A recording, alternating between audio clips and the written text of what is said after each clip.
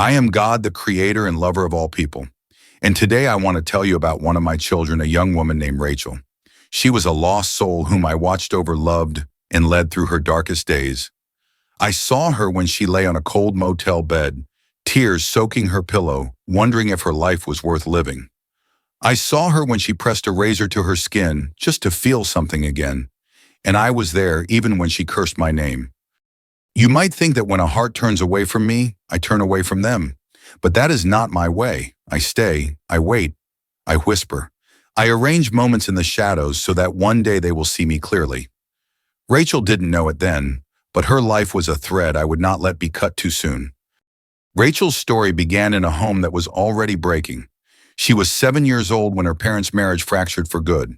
Her father Daniel declared himself an atheist, not just unbelieving, but certain that I was nothing more than a human invention. Her mother Maria had been raised Catholic, but her faith had long since cooled. My name was rarely spoken in that house except in frustration or anger. To Rachel, the world felt empty of anything eternal. She didn't know the sound of prayer in the morning or the warmth of a family gathering around a Bible. She knew the chill of silence at dinner, the sharp tones of arguments behind closed doors, and the ache of wondering if she had done something wrong to cause it all. By 14, she was searching for a place to belong, and she searched in the shadows. She slipped into bars with older friends, her small frame swallowed by a black hoodie and heavy eyeliner. The first time she felt the burning rush of alcohol down her throat, something inside her whispered, "This will help you forget." Soon after came the pills, the powder, the nights where the music was too loud and the air too thick with smoke for her to hear. My voice. Rachel's heart grew numb. She told herself she was fine, but deep down she felt hollow. That emptiness terrified her, and so she began to hurt herself, a mark here, a shallow cut there. It was her twisted proof that she was still alive, that her body could still feel something. I watched her every time, longing to lift that blade from her hand. At 15, Rachel was living a double life, a teenager by day, a restless wanderer by night. She'd stay out until dawn, stumbling home, with the stench of beer clinging to her hair. On one of those nights, she returned to find her stepfather waiting at the top of the stairs, his shadow long in the dim light. His voice was sharp, his words like stones. "You're not worth it." He turned to her mother and gave an ultimatum: choose him or choose her. Rachel's mother stood, frozen, tears welling in her eyes. But then, with a voice that cracked under the weight of it, she told Rachel she had to leave.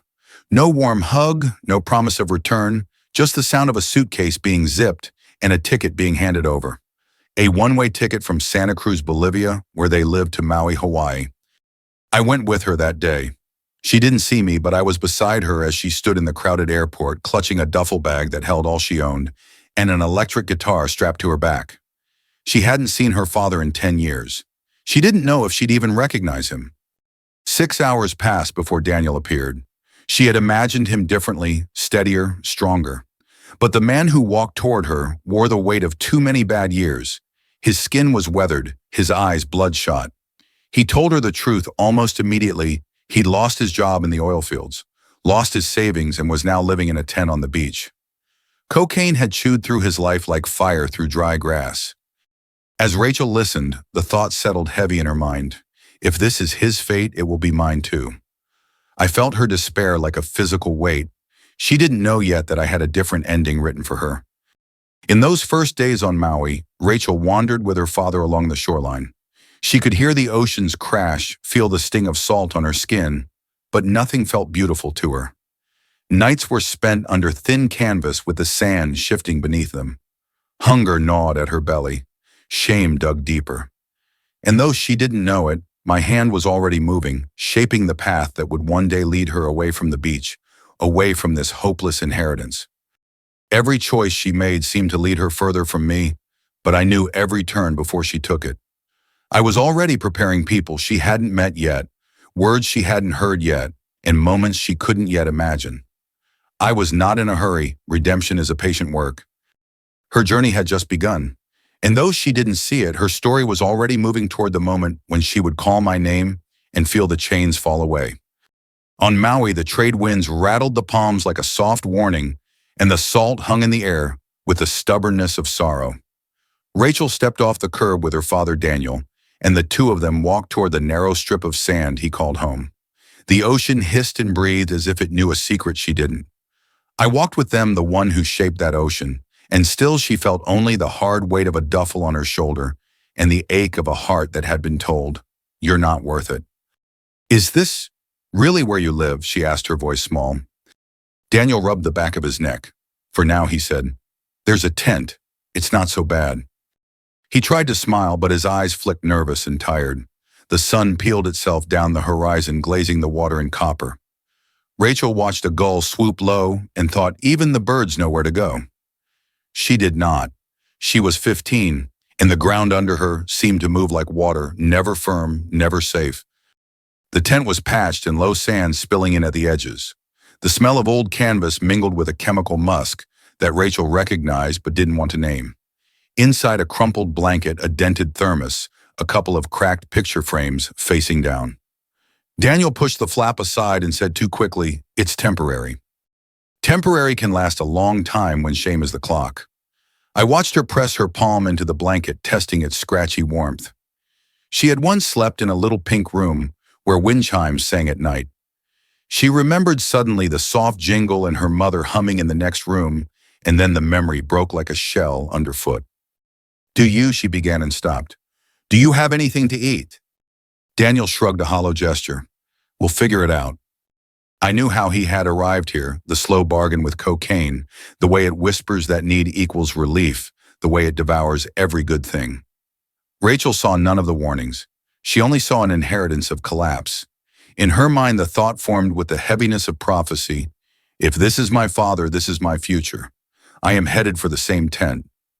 She lay awake that first night listening to waves slap the shore, each one a verdict. Daniel's breathing was uneven, the breathing of someone never fully at rest. Outside voices drifted from other tents, laughter edged with meanness, a cough that would not stop a woman singing to no one. The stars were clean and bright, generous with their light. She could not receive it. She stared up at the tent's seams and whispered to herself, "Am I homeless too?" "Yes," she answered herself, "I am." But I who makes a home in the hearts of the lost whispered back, "No, child, not forever." Days blurred. Daniel showed her the small tricks where to wash up out of sight, how to tuck the tent flap against the wind which shelters gave out bread, on Wednesdays who to avoid. Rachel nodded, absorbing survival, as if learning a second language she never wanted to speak. She walked the beach with the black guitar on her back, the strap digging into her collarbone, the sun peeling her shoulders. Sometimes she strummed the same 3 chords until her fingers ached, imagining a stage somewhere with real lights, imagining applause, imagining any world that was not this one. At night, she found other drifters. There was a boy with a busted skateboard and a tattoo he had carved himself with a needle. There was a woman who braided Rachel's hair with sea-wet fingers and told stories about Oahu like fairy tales. There was an old veteran who stared at the ocean and said, "It's all one big mouth, swallows you if you let it." Rachel laughed because she was young and thought laughter could keep the mouth closed. I was there when she reached for the wrong things to fill the right hunger. A bottle, a joint, a pill offered with a shrug. I watched her tell herself she was only trying to forget. But forgetting is a net you claw through it and find yourself snared. One afternoon, Daniel returned with news the kind that changes the temperature of a day. A cousin in Texas had heard through a chain of calls and worried complaints that Rachel was living on a beach. "Your aunt in Houston," he said, looking at the sand as he spoke. "She says she'll take you for a bit. Just until you get steady." Rachel's breath hitched. "You're not coming." He shook his head. "I gotta fix some things first." Daniel didn't have the language of repentance, only the heaviness of regret. He patted her shoulder, a father's touch that felt like a stranger's. That night, Rachel lay awake, listening to wind tug at the tent. She wasn't sure if leaving would mean abandonment or rescue. She thought of her mother's face at the top of the stairs the moment of choosing. She thought of the airport's fluorescent fatigue of 6 hours alone. "I'm tired," she whispered into the dark. I know I answered, though she could not hear me yet, "but I am not tired of you." The next day, the goodbye was clumsy and quick. Daniel hugged her with one arm and said, "Call me when you land." She rode to the airport with her duffel and guitar, every step feeling like treason against the man who had tried in his way to help her. But sometimes love must move, and I was moving her. Houston was loud with cars and warm with the breath of summer. The aunt's house smelled like lemon cleaner and suspicion. She gave Rachel a towel and a chore list and a bed that felt like a test. For a few weeks, Rachel tried to mold herself into the shape of acceptability, less eyeliner, fewer late nights. But sorrow has a way of leaking through new paint. Old patterns slip back like a familiar song, and the house sighed with disapproval. She needs structure, one relative said. She needs Jesus, another said. She needs to go, a third said, not unkindly but firmly. Rachel packed again. Each zipper sounded like a verdict. She looked at herself in the bathroom mirror, black hoodie, bruised moon eyes, the girl who couldn't land anywhere, and said, "What's wrong with me?" I looked at her through the mirror and thought, "You are loved. You are not a mistake. I will not let you fall through the world forever." A plan materialized through phone calls and favors. A family friend knew a coach in Pennsylvania whose church ran a benevolence fund. There was a motel paid by the week near the college where Rachel's older brother Aaron studied on a partial scholarship. Just for a while, they said again that fragile phrase. Pennsylvania received her with gray skies and the smell of rain. The Red Roof Inn had thin walls and a carpet printed with a pattern that tried too hard to hide stains. The clerk slid the key across the counter, bored. "Weekly rate due Friday," he said. In the room, the air conditioner rattled like a coin in a tin cup. Rachel set her guitar in the corner and sat on the edge of the bed. The television flickered with canned laughter she did not join. She listened to footsteps passing outside, to a woman down the hall arguing on the phone, to the sigh of trucks on the highway. Loneliness pressed against her ribs until she thought they might crack.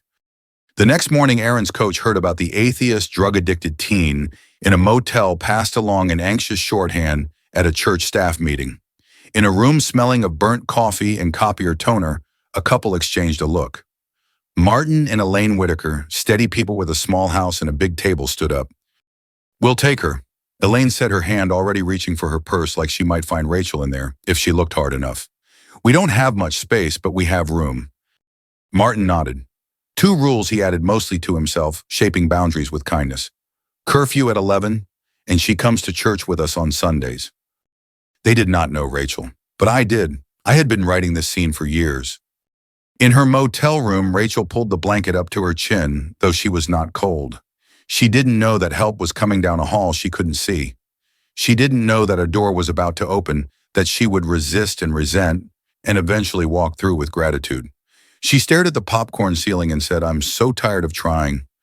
I answered with a movement she could not measure, a knock traveling through time, and kindness already on its way to her door. Rachel didn't know the Whitakers yet.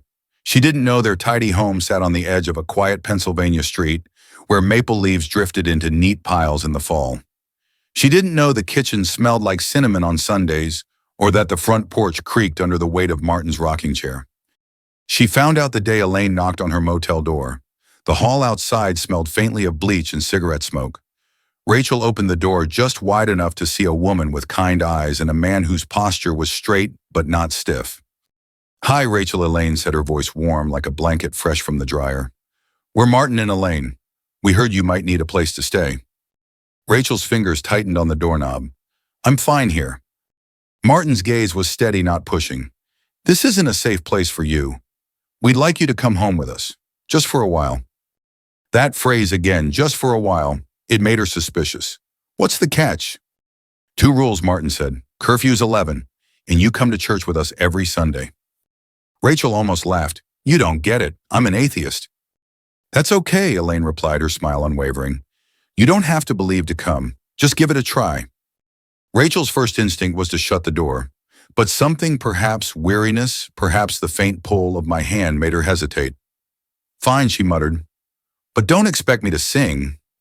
That Sunday, Rachel arrived in the Whitakers' living room wearing fuzzy slippers and a black hoodie scrawled with words she knew would make churchgoers flinch. Elaine just said, "Great, you're ready. Let's go." The church was modest, its wooden pews polished by years of faithful hands. Rachel sat in the back, arms crossed. The pastor's voice filled the room, speaking of "my love of a shepherd who goes after the one lost sheep." Rachel rolled her eyes, but something inside her shifted uneasily. Week after week she went, Sometimes she tried to provoke reactions, glaring at greeters scrawling dark doodles on the bulletin. But the people smiled anyway. They asked her name and remembered it the next Sunday. She told herself it was fake, yet each time a small thread of warmth wrapped around the cold places in her heart. I watched her listen even when she pretended not to. She didn't know the seeds being planted would take root in years to come. When she wasn't in church, Rachel bounced between restlessness and routine. The Whitakers gave her chores a bed with a quilt meal she didn't have to scrounge for. She appreciated it more than she admitted, but she also felt the old tug toward the people and habits that dulled her pain. She called old friends, drifted to late-night hangouts. Eventually, high school came to an end. Rachel graduated, a small miracle in itself, and moved out of the Whitakers' house. The structure and quiet gave way to chaos. Without their steady presence, she slid back toward the life she had once known. In her small apartment, she reconnected with old circles. Drugs returned first as a comfort, then as a chain. She started dating Nick, a drug dealer with a quick smile and quicker temper. Nights blurred into mornings. Sundays passed without thought of church. I did not leave her. Even in the shadows, I was placing people in her path, moments in her timeline that would lead her home. One of those moments began years earlier in that church when a man named David, a quiet usher, noticed the defiance in her eyes and prayed for her every week without her knowledge. His prayers were like small lanterns set along a dark road. Rachel's life in those years was a restless tide surging toward ruin, pulling back just enough to breathe, then surging again. I let her feel the weight of her choices, but never without the lifeline of my presence, invisible yet constant.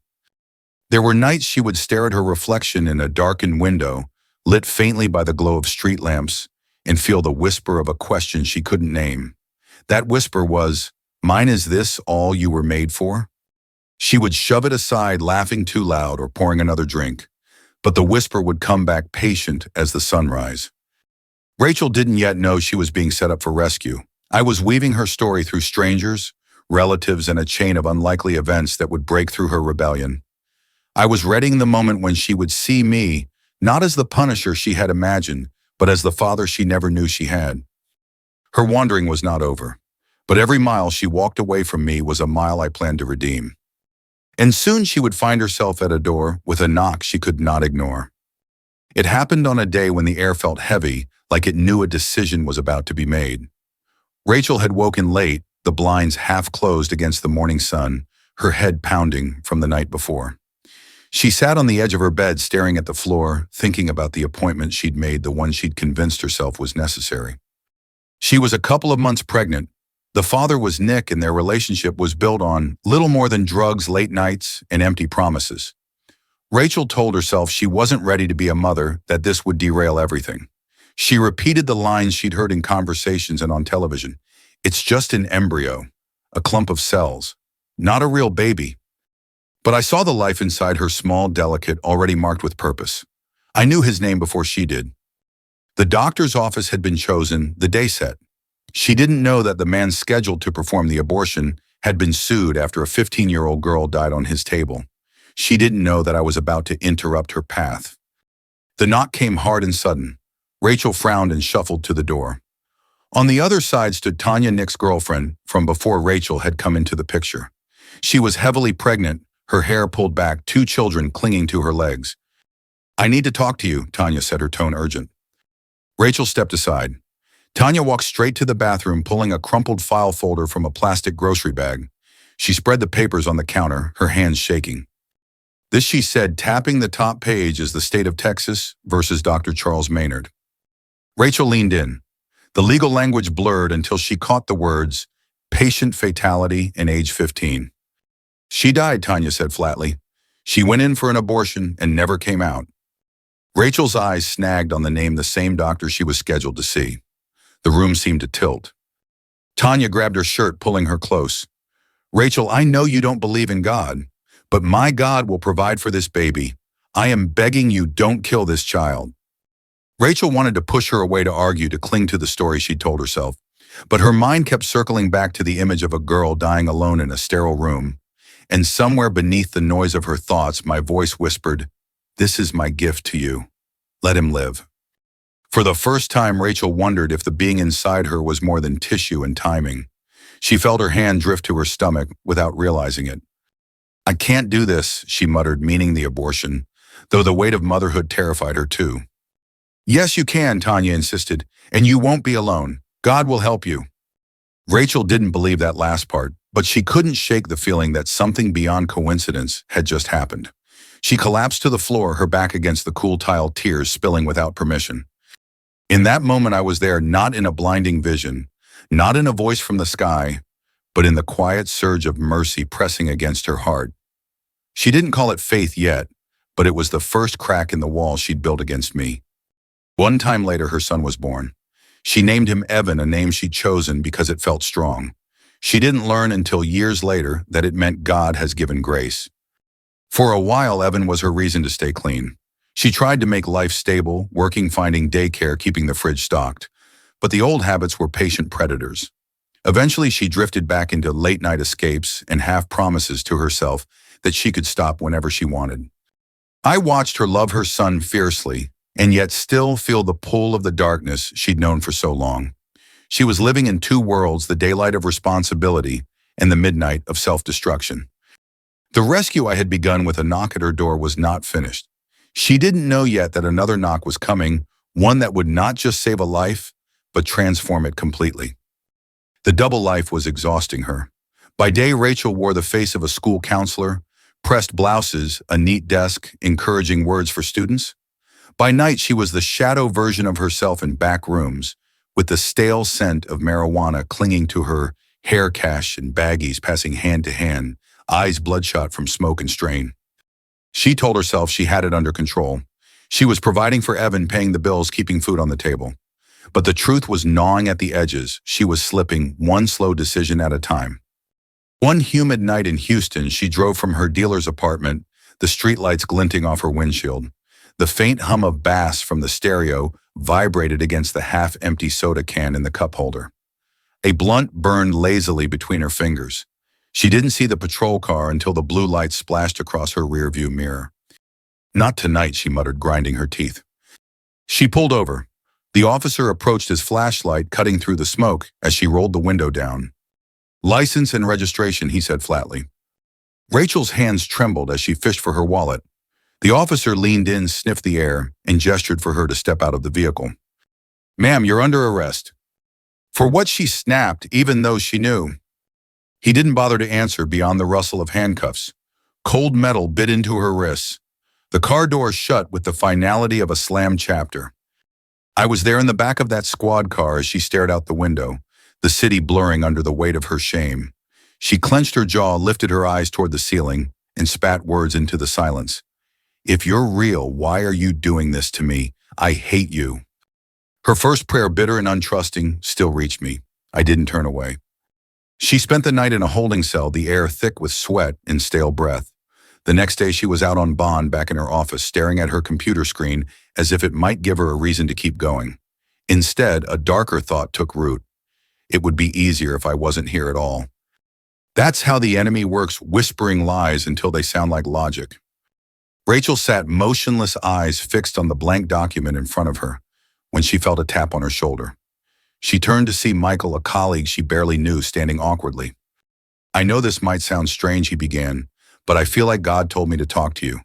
I think he has something to say to you. Rachel blinked. Why would he talk to me? I don't even believe in him. Michael shrugged. Doesn't matter. There's a prayer meeting tonight. Come. The invitation hung in the air, absurd and improbable. But Rachel was tired enough, desperate enough to say yes. That evening, she stepped into a small church room lit by a handful of lamps. People paced the floor, praying in languages she didn't understand. The sound was both strange and strangely familiar, like an echo from a place she'd never been. Then a man named Hilroy approached. His eyes locked on hers. This is life or death, he said. Rachel opened her mouth to protest, but suddenly an image flooded her mind, herself behind the wheel of a car, headlights cutting through rain, and then the sickening spin of metal and glass. It was so vivid she gasped. Hilroy's voice softened. Do you want to receive Jesus into your life? Rachel swallowed. Whoever you are, Jesus, come into my life and change it. The moment the words left her lips, warmth spilled over her from head to toe like oil poured from heaven. Her body shook. The crushing weight she'd carried for more than 20 years lifted, and she felt as if she could breathe for the first time. The colors around her brightened. The lights seemed sharper, the air clearer. I had been waiting for this moment, the moment my lost daughter came home. She walked out of that meeting free from drugs, her heart lit with a new fire. But the past was not finished with her yet. Court still loomed a shadow over her new beginning. And soon she would see how I move in the halls of human justice. 3 months had passed since that night in the prayer meeting. Rachel was different, not just in the way she walked or spoke, but in the air around her. The Whitakers would have called it light in the eyes. Her co-workers noticed too. She had traded the exhaustion of double living for the quiet relief of single-heartedness. She no longer woke with the bitter taste of drugs in her mouth. The nights of smoky rooms and hollow laughter were behind her. In their place came early mornings, coffee steaming in the cup, Evan's sleepy hair pressed against her shoulder as she read him stories. She felt alive, really alive for the first time. But the court date still circled on her calendar like a storm on the horizon. It was for the arrest, months before the night the blue lights cut through her haze. She knew the possible sentence. So did I. The morning of the hearing, Rachel woke before dawn. The world outside her window was still blue-black, the first edge of light softening the darkness. She sat at the kitchen table, hands curled around her coffee mug, and whispered, "Lord, I'm scared." I heard her. When she arrived at the courthouse, the air was cool, the marble floors echoing under her shoes. Her attorney met her in the hallway, flipping through a file. "We'll try to get the best deal we can," he said, though his voice lacked conviction. Then I spoke to her, not in the vague impressions she had felt before, but in words she could not mistake tell the DA the truth. Rachel blinked. "What?" Her attorney looked up. "What's wrong?" I think I'm supposed to talk to the DA." He frowned. "I can't recommend that. Legally, it's risky." "Still," she said slowly, "I need to." The DA stood outside the courtroom mid-conversation. He turned as Rachel approached. "Yeah, I just want to tell you the truth," she began, her voice shaking, "but sure. That night you arrested me for what I did. That's not who I am anymore. I gave my life to Jesus. He's changed me. I'm a different woman." The DA studied her for a long moment. "We all make mistakes," he said finally, a small smile breaking the sternness. "Good luck to you." He walked away, leaving Rachel stunned. Inside the courtroom, time slowed. She waited for her name to be called, her heart thudding against her ribs. Her attorney returned, holding a yellow slip of paper. His eyes were wide. "Order of dismissal," he said. Rachel's knees almost gave way. The words on the paper blurred through her tears. I was there beside her as she walked out into the sunlight. "Do you see that judge up there?" I whispered to her heart. "I am above the judicial system of the United States. I have been with you your whole life." The truth of it hit her like the first breath after surfacing from deep water. She was free, not just legally, but in every way that mattered. It was her woman at the well moment. The chains were gone, the sentence erased, the future restored. But freedom is more than an open door. It is the chance to walk into the life I always intended, and Rachel was just beginning to learn what that meant. Rachel stepped out of the courthouse into a sky washed clean by morning light. The yellow paper trembled in her hands, order of dismissal, as if it might vanish if she blinked too long. The parking lot smelled faintly of rain on hot asphalt, and every breath she took felt bigger than her chest could hold. Her attorney patted her on the shoulder. "Enjoy the rest of your life, Miss Porter," he said, already walking away. She didn't just enjoy it, she wanted to shout it from the rooftops. In the middle of the courthouse steps, she lifted her face toward the sky and whispered, "Thank you." I heard her gratitude rise like incense, and I answered, "You see that judge inside? I am greater than every human court. I have been here your whole life, Rachel, watching, waiting, working, and today you walk free." The words sank deep into her bones. She thought back to the girl in the black hoodie and fuzzy slippers who sat in the back pew of the Whitaker's church. She thought of the teenager with a duffel bag and an electric guitar waiting in the Maui airport for a father who didn't have a home to bring her to. She thought of the motel room in Pennsylvania, the knock on the door in Houston, the hard tile floor where she'd decided to keep her son. All those moments, the ones she thought were random, cruel, or wasted, were threads in a design she could finally see. She went home that day not just as a free woman in the eyes of the law, but as a free daughter in mine. Evan met her at the door, his hair sticking up like a crown, his arms around her waist. "Mommy, you're smiling," he said. She laughed, tears catching in her throat. "Yeah, baby, I am." From that day forward, Rachel carried her story like a lantern. She told it to friends over coffee, to strangers on park benches, to women who thought they'd gone too far for me to reach them. She spoke about the night she cursed my name and how I answered her anyway. She told of the warmth that washed over her when she called on Jesus. She described the courtroom morning when her past was legally and eternally erased. And every time she told it, I was there breathing life into the words, opening ears that didn't know they needed to hear. Rachel's life wasn't suddenly perfect. Bills still came. Parenting was still hard. The world was still loud with temptations and distractions. But now she had a compass, my spirit, and a hope that could not be shaken. Years later, when she looked back, she realized the greatest miracle wasn't the dismissal of her case, or even her deliverance from drugs. It was the relentless love that followed her into every pit she dug for herself, the love that refused to let go until she was standing in the light.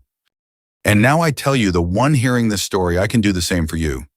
Maybe you've been wandering or running or hiding in places you don't want anyone to see. Maybe you've told yourself you're too far gone, or too broken, or too guilty to come home. You're not. There is no tent on a beach, no motel room, no jail cell, no courtroom, no dark corner where my reach is too short. I have been with you your whole life, even when you didn't know my name. If you hear my voice today, don't turn away. Let me give you a clean slate. Let me renew the dream I placed in your heart long ago. Let me write the rest of your story not in shame, but in freedom. Rachel's story is not about her strength, it's about my grace, and that grace is for you too. If this story has touched your heart, take a moment to reflect. Share it with someone who needs hope. And if you want to hear more stories like Rachel's stories of rescue, of redemption, of the God who never lets go, stay close. There is more to tell. Because the story I'm writing in your life isn't over yet.